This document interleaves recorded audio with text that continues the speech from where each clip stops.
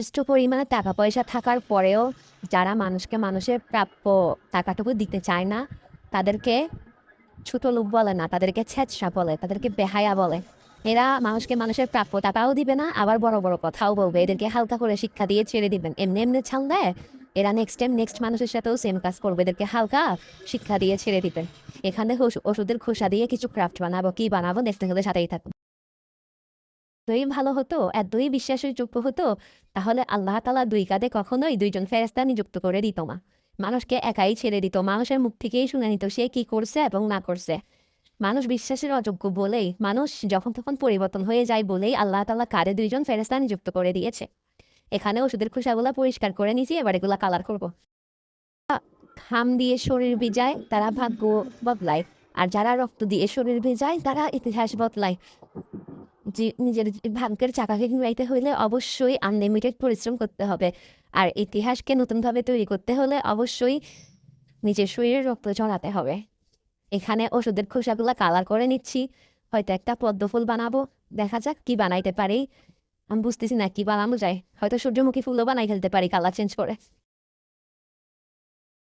আল্লাহর নামে কোরবানি করার আগে মনের পশুটাকে কোরবানি করেন। মনের পশু কোরবানি না করে সারাদিনও যদি আল্লাহর নামে 100টা কোরবানি করেন, আল্লাহ তাআলা হয়তো কবুল নাও করতে পারে। কারণ আল্লাহ আমাদের কর্মফল দেখে না, আল্লাহ আমাদের মনের নিয়ত দেখে। আল্লাহ সেই মনটাকেই বেশি ভালোবাসে যেই মনটা সিজদায় যাওয়ার আগেই তার কাছে নত হয়ে যায়। তাই সব সময় আল্লাহকে খুশি করার উদ্দেশ্যে কাজ করেন।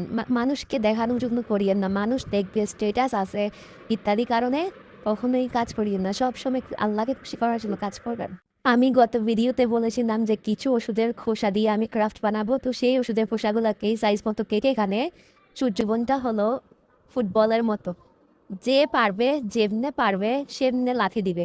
লাথি দিয়ে শুধু এই পা থেকে ওই পা আপনাকে ঘুরাবে। আর বাবা থাকার পরও যদি বাবার টাকা না থাকে, তাও জীবনটা ফুটবলের মতোই। বাবার টাকা না থাকলেও যে যেমনে পারে সেমনে লাথি দেয়।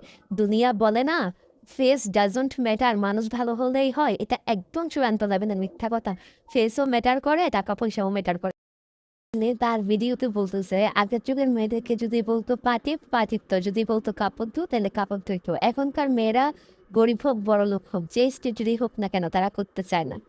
তো তার কাছে আবার প্রশ্ন, মেয়েরা যদি 14 গোষ্ঠীর সবার পাটিপ বা 14 গোষ্ঠীর সবার কাপড় ধুয় তাইলেই সেই মেয়ে ভালো, আর যদি এগুলা না করে তাইলেই সেই মেয়ে খারাপ? আপনাদের মেন্টালিটি এত ছোট কেন?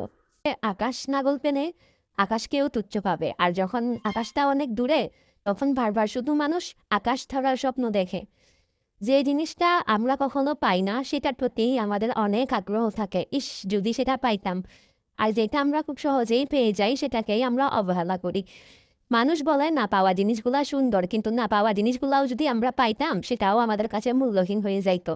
মানুষ যেটা পায় সেটার প্রতি তার ভালো লাগে না, অনীহা চলে আসে, এবং এটা যদি সে না পাইতো এটা পাওয়ার জন্য সে আফসোস। তো মানুষ বড়ই আজব জাতি।